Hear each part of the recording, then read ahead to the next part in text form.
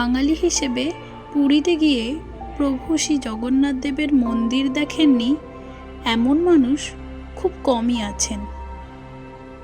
হিন্দু ধর্মের 4 ধাম তীর্থক্ষেত্রের মধ্যে শ্রী জগন্নাথ, বলরাম ও সুভদ্রার আশীর্বাদধন্য পুরীর জগন্নাথ মন্দিরে সকলের কাছেই একটি পরম শ্রদ্ধেয় ধর্মস্থান। এই কথা তো আমরা জানি, কিন্তু আজ যদি বলি শ্রী জগন্নাথ দেবের দর্শন লাভ করতে আপনাকে যেতে হবে না কয়েকশো কিলোমিটার দূরের পুরীতে, বরং বাড়ির কাছে শহর কলকাতাতেই পাবেন জগন্নাথ দেবের দর্শন ও প্রসাদ, তাহলে একটু আশ্চর্যই হবেন, তাই তো? নমস্কার বন্ধুরা, কেমন আছেন সবাই? হাল ছেড়ো না বন্ধুর নতুন একটি পর্বে আপনাদের সবাইকে জানাই স্বাগত। দীর্ঘ বিরতির পর আমরা ফিরে এসেছি নতুন একটি মন্দিরের কাহিনী নিয়ে, যা শহর কলকাতার বুকে অবস্থিত হলেও এর সৌন্দর্য ও মাহাত্ম্যের কথা এমন বহু মানুষের কাছেই অজানা। আজকের পর্বে আমরা তুলে ধরব খিদিরপুরে অবস্থিত শ্রী শ্রী জগন্নাথ মন্দিরের কাহিনী। তাই ভিডিওটি শেষ পর্যন্ত দেখবেন, আর আমাদের কাজ ভালো লাগলে লাইক, কমেন্ট, শেয়ার করতে ভুলবেন না। চলুন তাই আর দেরি না করে শুরু করা যাক। শ্রী শ্রী জগন্নাথ মন্দির, কলকাতা। এটি অবস্থিত খিদিরপুর মোড়ের একেবারে কাছেই। খিদিরপুর কলকাতার একটি অত্যন্ত পরিচিত জনপদ। এখানে আসার পথ নির্দেশ নতুন করে বলার কিছু নেই, তাও জানিয়ে রাখি, ট্রেন পথে এলে আপনি শিয়ালদহ লাইন ধরে চলে আসুন খিদিরপুর স্টেশনে, সেখান থেকে 10 মিনিটের পথ। বাসে এলে শিয়ালদহ বা ধর্মতলা থেকে অসংখ্য বাস রয়েছে, তার মধ্যে ডায়মন্ড হারবারগামী বাসে আপনি পৌঁছতে পারেন অত্যন্ত কম সময়ে মন্দিরের একেবারে কাছে। এছাড়া 210 নম্বর আমতলাগামী বাসও সহজেই পৌঁছিয়ে দেবে আপনাকে। 1967 খ্রিস্টাব্দে কলকাতার খিদিরপুর বন্দরে 108 নম্বর ওয়ার্ড এলাকায় উড়িষ্যা থেকে আসা বেশ কিছু শ্রী জগন্নাথ দেবের ভক্ত শ্রমিকরা একটি টিনের ঘেরা মন্দির তৈরি করে জগন্নাথ দেবের কাগজের ছবিতেই পূজা অর্চনা শুরু করেন। মনের ক্লান্তি দূর করতে জগন্নাথের স্তোত্র গাইতেন। পারুত্তম দাস নামে এক ব্রাহ্মণ নিত্য পূজা করতেন। 1967 খ্রিস্টাব্দে এই উড়িয়া ভক্তরা একটি ছোট্ট মন্দির নির্মাণের কথা ভাবেন। সেই মতো 1969 খ্রিস্টাব্দের শ্রী জগন্নাথ সেবা সমিতি নামে এক সংগঠন গড়ে সমিতির সদস্যরা বাড়ি বাড়ি গিয়ে মন্দির নির্মাণের জন্য অনুদান সংগ্রহ করেন। কলকাতার বন্দরের তৎকালীন কর্মকর্তা জনাব এস রহমান ও মন্দির নির্মাণের জন্য 2000 টাকা দান করেন। সংগৃহীত অর্থে 1969 খ্রিস্টাব্দের জানুয়ারি মাসে 20 ফুট উচ্চতার একটি মন্দির নির্মাণ সম্পন্ন হয়। কয়েক বছর পর প্রসন্ন কুমার দাস নামক এক আয়কর কমিশনার তার বাবাকে নিয়ে জগন্নাথ দর্শনে আসেন এবং তার বাবার ইচ্ছা অনুযায়ী মন্দিরের উন্নতিকল্পে এগিয়ে আসেন। এটিই ছিল মন্দির পুনর্নির্মাণের প্রথম প্রচেষ্টা। বহু বাঙালি, উড়িয়া এবং খিদিরপুর নিবাসী অহিন্দু মানুষের সহযোগিতায় 1999 খ্রিস্টাব্দের নভেম্বর মাসে ভিত্তিপ্রস্তর স্থাপিত হয়। ভিত্তিপ্রস্তর স্থাপনের সময় পুরীর জগন্নাথ মন্দির থেকে পূজারীর দল এসেছিলেন। তারা শিলান্যাসের পাশাপাশি মহাযজ্ঞে অংশ নেন মঙ্গল কামনায়। ধীরে ধীরে অবিকল পুরীর জগন্নাথ মন্দিরের আদলে গড়ে তোলা হয় মন্দিরটি। 2002 সাল নাগাদ মন্দির ভক্তদের কাছে খুলে দেওয়া হয়। পুরীর জগন্নাথ মন্দিরের অনুকরণে এই মন্দিরেও সিংহদরজা রয়েছে অরুণাস্তম্ভ।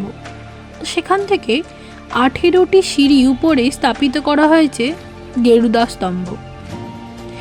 গেরুদা স্তম্ভের পরই মন্দিরের মূল দরজা সে কারণে স্থানটিকে কলকাতার শ্রীক্ষেত্র বা জগন্নাথ ধাম নামে আখ্যায়িত করা হয়।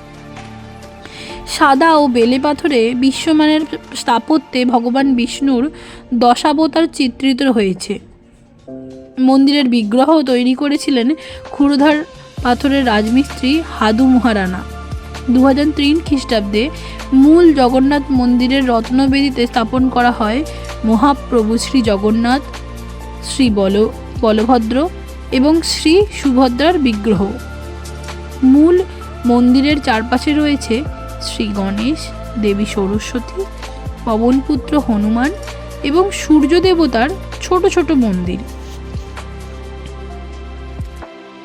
সুপরিকল্পিত, পরিষ্কার পরিচ্ছন্ন এবং যথাযথভাবে পরিচালিত মন্দির সপ্তাহের সমস্ত দিনই ভক্তদের জন্য খোলা থাকে।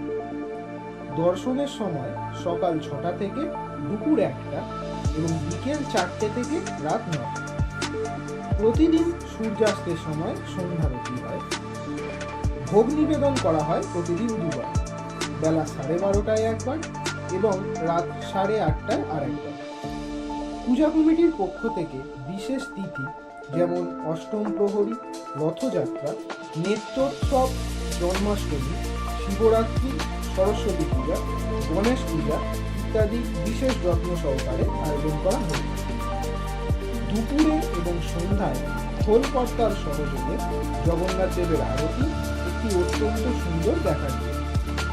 পুজোর শেষে প্রতিদিন ভোগ বিতরণ করা হয়।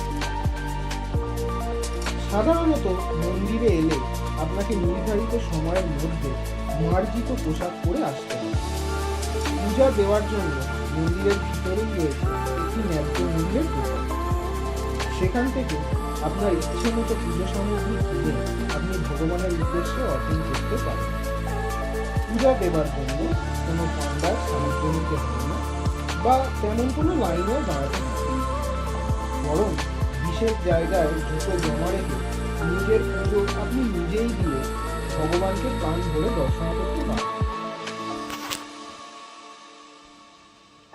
খিদিরপুর শ্রী শ্রী জগন্নাথ মন্দিরের একটি বিশেষ আকর্ষণ হলো এখানে রয়েছে ভক্তদের জন্য থাকা এবং খাওয়ার সুব্যবস্থা। আপনি যদি দুপুরে প্রসাদ গ্রহণ করতে চান তাহলে আপনাকে সকাল 11টার মধ্যে অফিসে এসে অথবা ফোন করে প্রণামীর বিনিময়ে নাম নথিভুক্ত করাতে হবে। সেই মতো দুপুরে পূজার পর আপনি প্রসাদ পাবেন। সাধারণত ভাত, নিরামিষ ডাল তরকারি, পায়েস প্রসাদ হিসাবে আয়োজন করা হয়ে থাকে। এছাড়া আপনি যদি মন্দিরে রাত্রি যাপন করতে চান তাহলে অফিস থেকে বা মোবাইলে বুকিং করতে পারেন। সুন্দরভাবে সুসজ্জিত এসি বা নন এসি 2 বেড বা 3 বেড ঘর পাওয়া যায়। মোট কথা, দূর দূরান্ত থেকে আগত দর্শনার্থীদের থাকা এবং খাওয়ার কোনো অসুবিধাই রাখেননি মন্দির কর্তৃপক্ষ। সত্যি কথা বলতে এই সুবিধা কিন্তু অনেক বড় মন্দিরেও থাকে।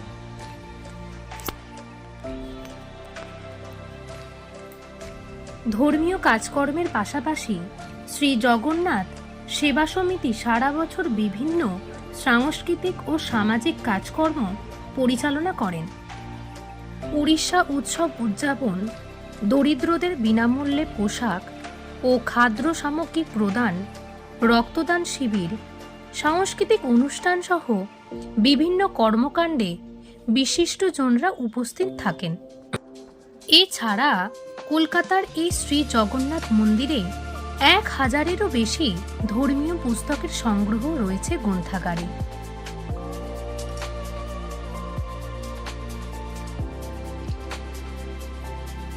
তাহলে বন্ধুরা, কলকাতার বুকে গড়ে ওঠা শ্রী জগন্নাথ দেবের মন্দিরের কাহিনী শুনে কেমন লাগলো জানাতে ভুলবেন না। যে কোনো ছুটির দিনে সব পরিবারে আসতে পারেন সহজেই। বিশেষত পরিবারের সেই সমস্ত বয়স্ক মানুষ যদি থাকেন যারা তীর্থস্থানে যেতে ভালোবাসেন অথচ শরীরের জন্য যেতে পারেন না, তাদেরকে জগন্নাথ দর্শনের সুযোগ করে দিতে চলে আসুন খিদিরপুর শ্রী শ্রী জগন্নাথ দেবের মন্দিরে। মন্দিরের সুন্দর পরিবেশে ভগবানের প্রসাদে এবং মন্দির কমিটির আন্তরিক ব্যবহারে আপনার মন হবে শান্ত, কেটে যাবে অনিশ্চয়তার মেঘ। ভক্তি ভরে প্রণাম করলে ভক্তের ভগবান শ্রী জগন্নাথ দেব আপনার ডাকে সাড়া দিতে বাধ্য।